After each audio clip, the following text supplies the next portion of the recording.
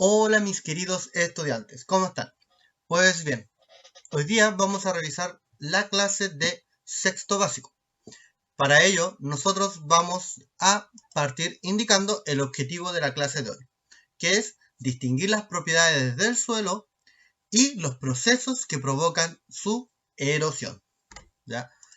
Pues bien, los contenidos trabajados en este PPT lo pueden encontrar en las páginas 224 a 227 y 231 y 233 de su libro de texto. La actividad será basada en las actividades en actividades en las páginas antes mencionadas y serán evaluadas en una escala de valoración y que está incluido dentro de la guía que fue subida y que tienen plazo estimado de entrega hasta el 15 del 5 del 2020. Todo el material estará disponible en la plataforma habilitada por el colegio y en la sala Classroom del curso. Y la próxima actividad va a estar disponible el 18 del 5 del 2020. Pues bien, comencemos con la clase. El suelo, propiedades y erosión. Nuestro sustento. ¿Por qué coloco nuestro sustento? Si no fuera por el suelo, no tuviese las características que tiene, nosotros no podríamos desarrollar algunas actividades diarias, como por ejemplo el desarrollo de la agricultura, el desarrollo de la minería, algunos procesos industriales, entre otros. Por lo tanto, son base para que nosotros podamos realizar nuestras actividades diarias. Ahora, ¿qué es el suelo? Bueno, esto lo pueden encontrar en la página 223 a 225. En sencillas palabras, es una fina capa, ¿ya? ¿Dónde se encuentra? En la corteza continental. Recuerden que nosotros ya vimos las capas de la Tierra a muy grandes rasgos y dentro de ello tenemos la corteza. ¿Y qué es lo que pasa? Esta capita, esta fina capa, se considera biológicamente activa. Y tiene básicamente tres componentes. Por un lado, tenemos la materia orgánica, que está compuesta por el organismo y el humus. Tenemos el aire y el agua que hay entre los espacios de los sólidos. O sea, porque ustedes, ¿qué pasa? Pongamos que ustedes están apilando piedras. Si ustedes apilan piedras, resulta que quedan espacios entre medio. Ya, en la Tierra también ocurre esto, pero a un tamaño mucho, mucho menor. ¿Ya? Y luego tenemos fragmentos de rocas y minerales. O sea, todos estos espacios son dejados por estos fragmentos que hay en la Tierra. Y de hecho ustedes si se han dado cuenta, cuando sacan un poco de tierra, siempre se encuentran pequeñas partículas más duras que otras. Y todo eso tiene que ver con los fragmentos de rocas y minerales. Si como vemos acá, en la imagen de aquí al lado, tenemos de que tenemos en la composición del aire tenemos el espacio del poro que se dejó, esto que estábamos diciendo, las cavidades que quedan, como asemejándolo a cuando uno apila piedras. Tenemos el material sólido, ¿ya? Tenemos la materia orgánica, que miren, no es tanta materia orgánica. Y tenemos el agua.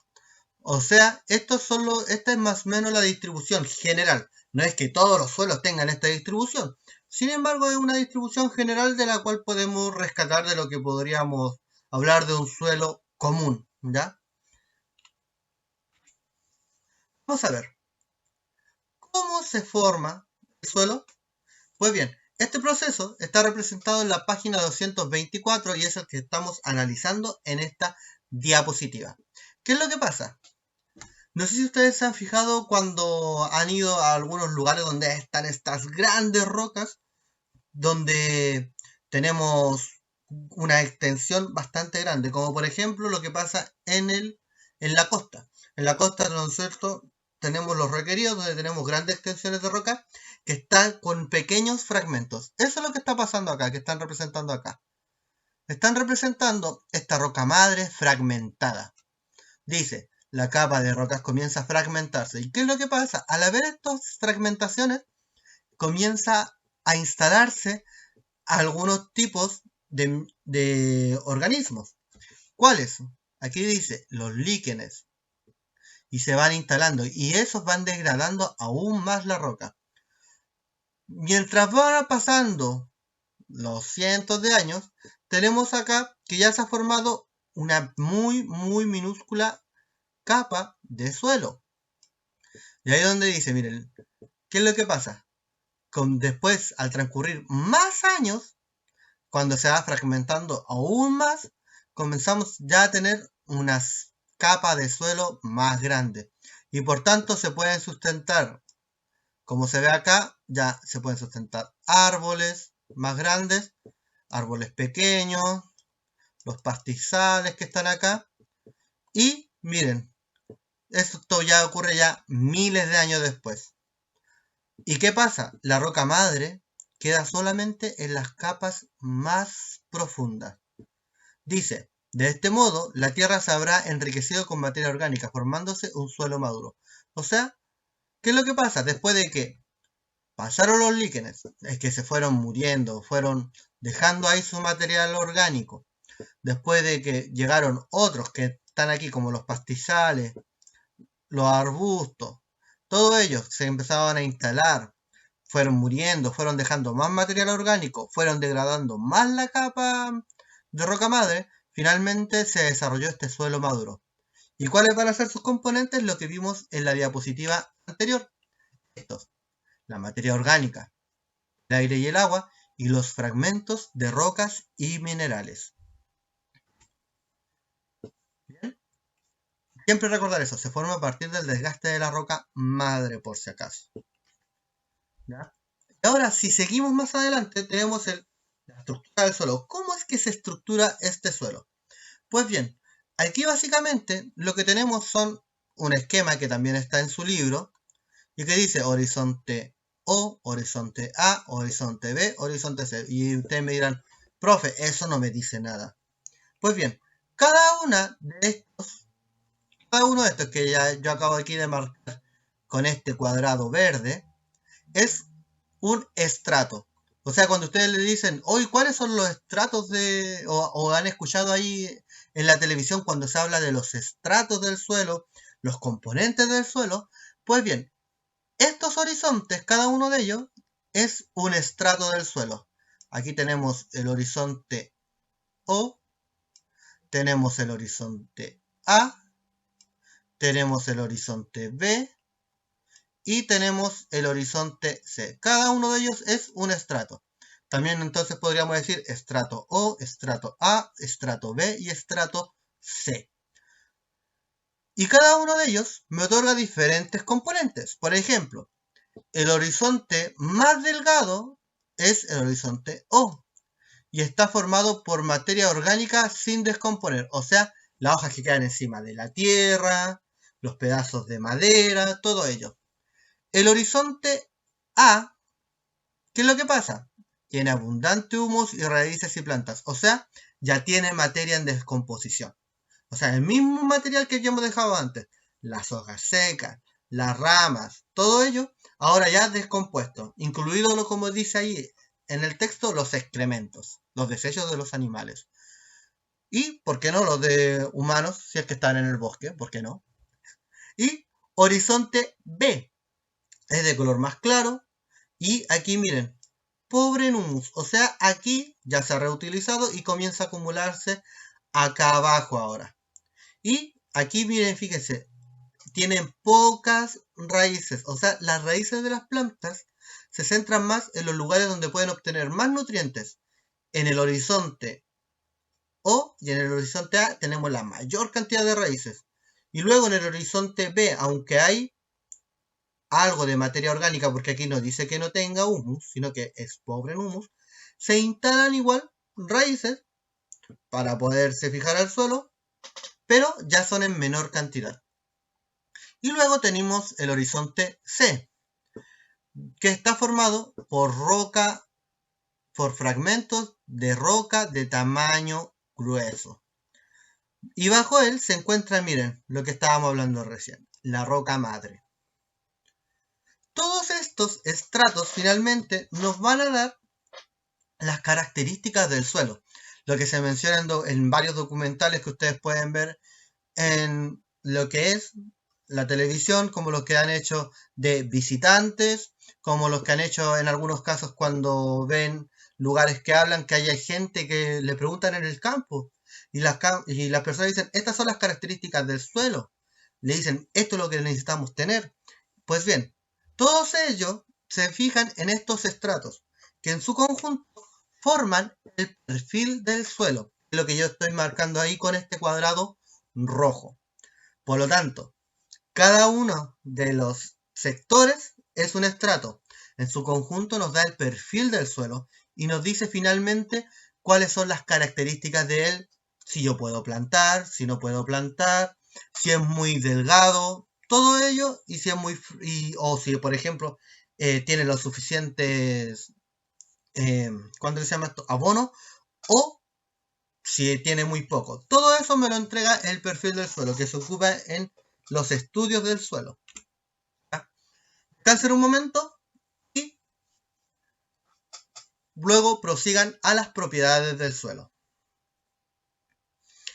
Pues bien, una vez que ustedes ya continúen, o sea, han decidido continuar, tenemos las propiedades del suelo. ¿Qué es lo que caracteriza ahora al suelo? Esto lo pueden encontrar en la página 226 y 227 de su libro de Ciencias Naturales. Pues bien, tenemos básicamente tres propiedades en el sentido de clasificaciones. Se identifican las propiedades químicas, las propiedades físicas y las biológicas. Y cada una de ellas tiene una descripción. La primera que vamos a ver es la capacidad de intercambio. O sea, los nutrientes disponibles que tiene el suelo y los que son retenidos. ¿Qué quiere decir esto? Quiere decir de que según el tipo de suelo, se van a retener nutrientes o se van a disponer de ellos. Si un suelo no puede retener muchos nutrientes, resulta que hay que abonarlo y tener mucho abono. En cambio, a lo mejor un suelo que puede retener más nutrientes y dejar más nutrientes disponibles, probablemente no tengamos que abonarlo tanto, pero sí tenemos que airearlo. ¿Para qué? Para que esos nutrientes que fueron retenidos ahora estén disponibles. Y aquí, miren, nos tiene una explicación. Tenemos que la comparación entre arcilla y el franco arenoso, o sea, la arena. En la arcilla, nosotros podemos tener, entre más contenido de arcilla en un suelo, tiene más espacio para aceptar cationes, que son los nutrientes, las moléculas que componen a los nutrientes, ¿ya? Y aquí, ¿qué es lo que tenemos?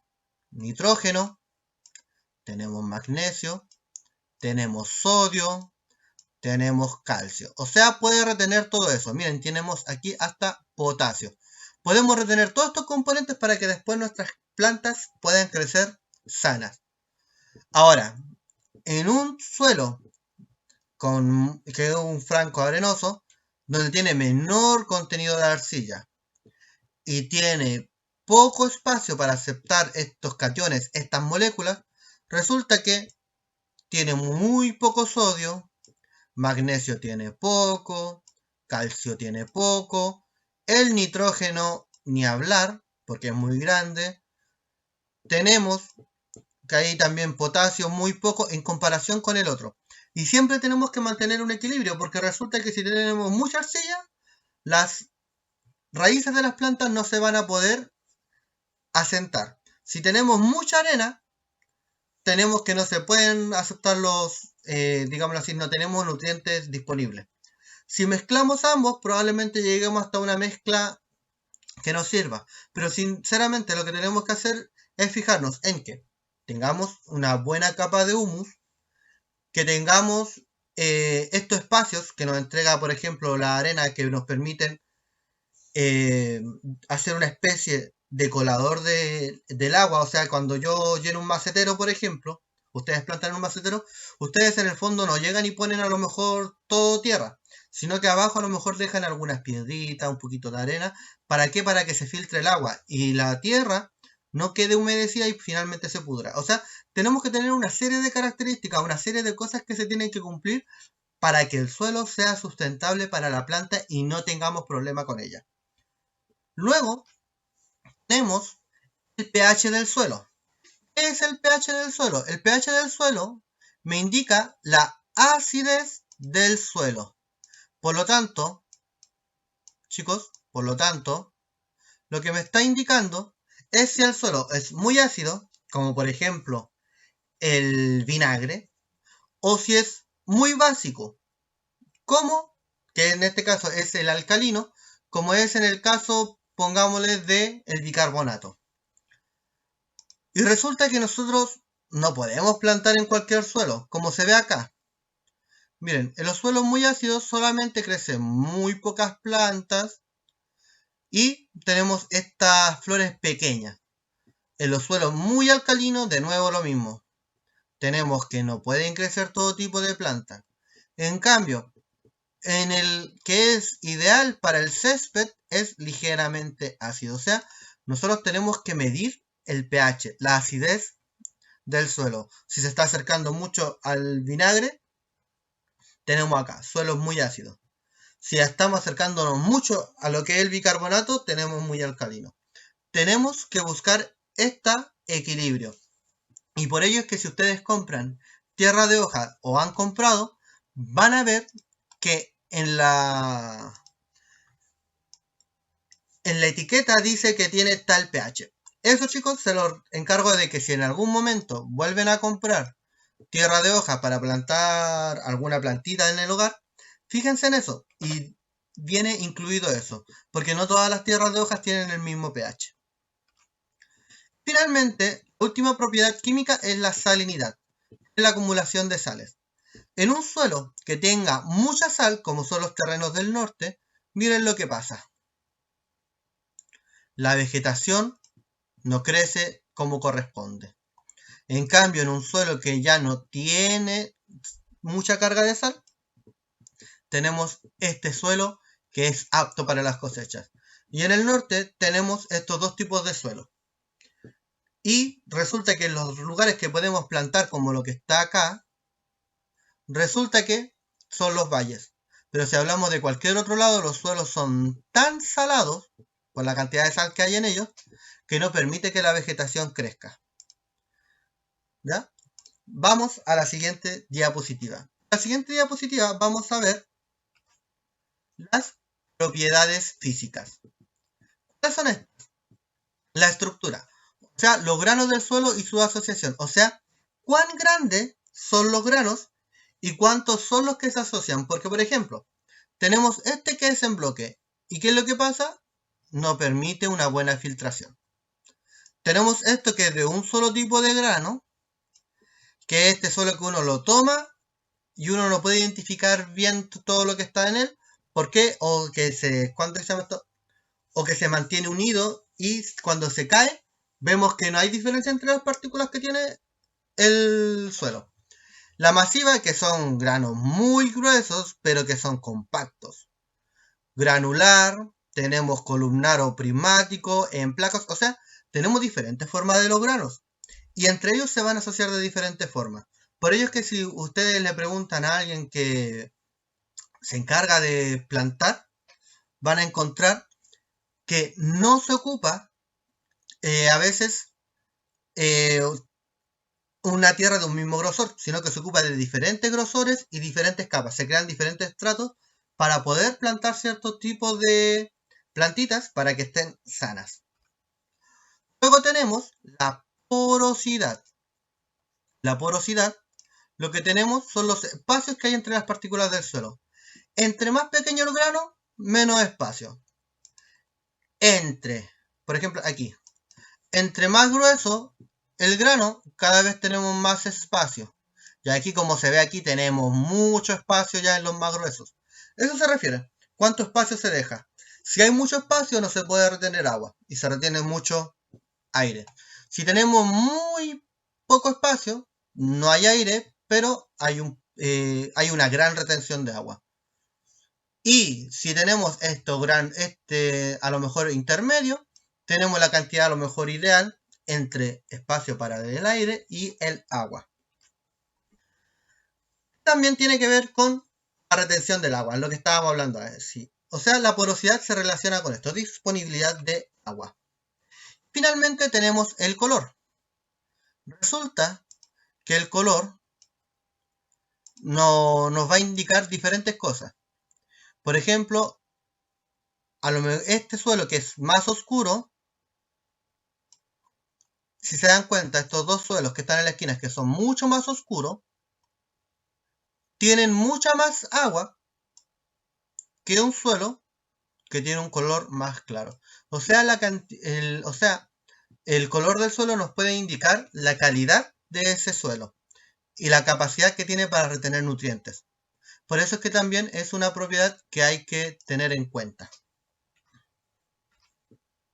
Y finalmente, la última es la textura. Y en la textura tenemos que es de gran importancia porque define la fertilidad de un suelo y su capacidad de retener nutrientes, entre otras propiedades. Y la textura, chicos, está determinada por todas las otras propiedades físicas que se vieron. Por su estructura, la porosidad y el color, ¿ya? Todo eso nos va a entregar alguna textura y la textura nosotros la tocamos con las manos, es del tacto. Todo está relacionado. Por último tenemos las propiedades biológicas. Se refiere a la presencia de materia orgánica, o sea, de las hojas, de las ramitas, ¿ya? Tenemos también las formas de vida animal, como los chanchitos de tierra, las pulgas de tierra, los gusanos, microorganismos y el humus, que en este caso son los desechos de otros organismos, que en este caso serían los detritívoros, como por ejemplo los gusanos. Los gusanos cuando procesan la materia orgánica y al expulsarla después, al defecarla, lo que nos producen es una materia que ya está procesada y que deja disponibles todos los nutrientes. ¿Para qué? Para poderlo ocupar en nuestra plantación. La erosión, chicos, la vemos en un momento. Pueden descansar un momento nuevamente y cuando puedan, pueden seguir continuando. Pues bien, mis queridos estudiantes, continuando con la clase de hoy. Pues bien, ahora nos falta ver solamente la erosión. Y la erosión, los contenidos los van a encontrar en la página 231 y 233 de su libro de texto. Pues bien, partamos. Lo primero que vamos a ver va a ser la erosión natural. ¿Qué es lo que es la erosión? Como dice aquí en rojo, es el desgaste de los suelos. Es un proceso de forma natural. Aquí tenemos, por ejemplo, el caso del agua, que es el primer caso que vamos a ver. Si se dan cuenta aquí en la imagen, el agua aquí ha desgastado el suelo. Vean, le ha formado esta figura. Y resulta que yo puedo medir una cierta altura aquí. ¿Por qué? Porque ha desgastado, ha provocado esta forma de socavón en el suelo. Y esto a lo largo de los años va a ir cada vez creciendo más. Y por tanto, ¿qué es lo que está haciendo? Está arrastrando material del suelo.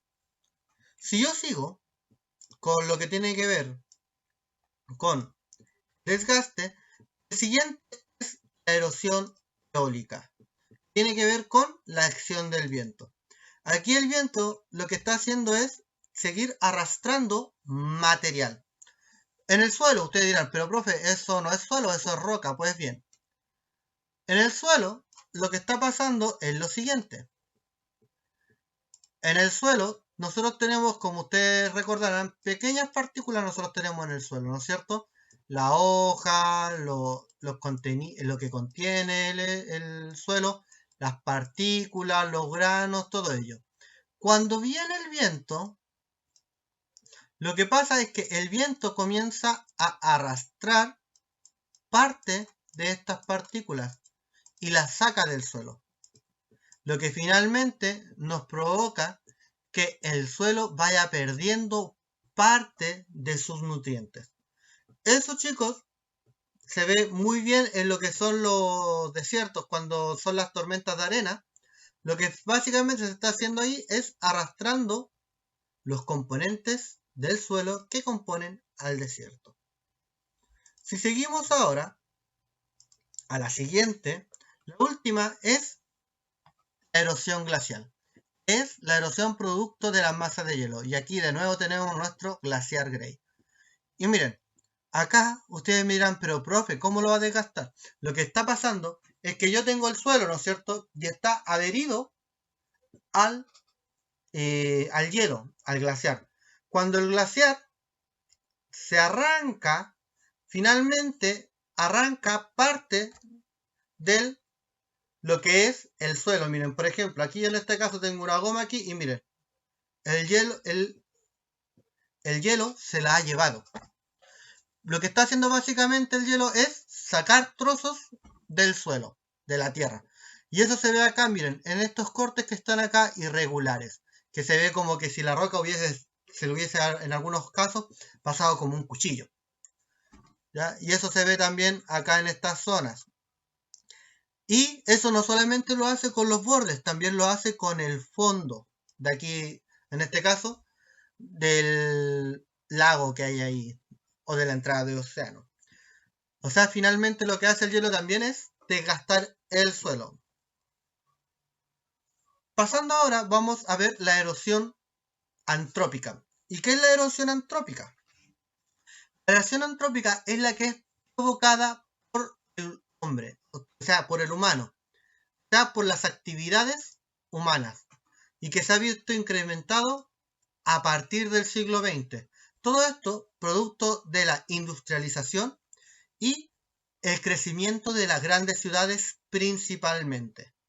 Ahora, ¿qué es lo que provoca esta erosión antrópica? ¿Por qué está causada? Primero, la deforestación. Tiene que ver con la tala indiscriminada de árboles, tal cual como está mostrado en esta imagen. Lo otro es los incendios forestales, de los cuales nuestro país el año pasado tuvo de los incendios forestales peores registrados en la historia de nuestro país. Del otro, tenemos de la erosión la sobreexplotación de recursos. Y aquí me voy a detener un momento. Resulta que la sobreexplotación de recursos es cuando yo saco más recursos del que se puede renovar. Y en este caso, ¿cuáles tenemos? Miren, tenemos el caso, de aquí muestra de la agricultura, el caso de las actividades marinas y vuelve a aquí tener la deforestación. La deforestación es un tipo de sobreexplotación de recursos. Entonces, miren, yo les voy a dar un ejemplo. Y se los voy a dar con los animales del mar, en específico los moluscos, los bivalvos. ¿Cuáles de ellos? Las almejas. Si yo tengo en una bahía, en una playa, digámoslo así, yo tengo que al año se me renuevan, escuchen, 300 almejas. Yo no puedo sacar más allá de esa cantidad de almejas. ¿Por qué? Porque resulta que si saco más allá, yo voy a estar por sobre la renovación de lo que son el número de almejas. De hecho, yo tengo que sacar menos de 300. Independiente de que yo vea que hay 500 o que hay 600 almejas, si yo veo que solamente se renuevan 300, yo debo de sacar menos de 300. Pero resulta que en algunos casos no ocurre eso y se sacan más allá de ello. Y finalmente tenemos casos como lo que ha ocurrido con el loco. En el loco, lo que finalmente, que ustedes también es un tipo de molusco, lo pueden averiguar, resulta que en muchas bahías, por el tema de su sobreexplotación, desapareció. Y en algunos estuvo a punto de desaparecer. Porque sacaban más allá de la tasa de renovación de recursos en este caso. Entonces, no sé, en vez de... habían 500, pongámoslo así, 500 locos. Y de los 500 locos, la capacidad de renovación total de ellos era de 300 al año. Pero resulta que no, pues ellos veían que habían 500 y ellos sacaban 350. se sobreexcedieron. Y cada año que pasaba había menos de dónde extraer este recurso. Hasta que finalmente, en algunos casos, desapareció. O sea, lo que tenemos que cuidar, chicos, es que no debemos sacar más allá de lo que nos aporta la tierra. En este caso, el mar. Finalmente, lo último es el sobrepastoreo. El sobrepastoreo es cuando tenemos demasiado ganado en un solo lugar. Y es tanto el ganado que lo que hay a disposición de los recursos que hay en la zona no me alcanza para cubrir las necesidades de mi ganado. Y finalmente, lo que tenemos es que el ganado sobrepastorea, o sea, consume más allá de lo que la tierra puede entregar. Y aquí yo les puse de ejemplo estas ovejitas. Bien, chicos, espero que les haya gustado la clase. Nos estamos viendo la otra semana en los horarios indicados a través de sus profesoras jefe, a través de sus profesores jefe, y nos estaríamos comunicando. También les voy a dejar en Classroom el link donde pueden acceder a los textos escolares digitales que fueron liberados por el ministerio. Hasta luego y que estén muy bien.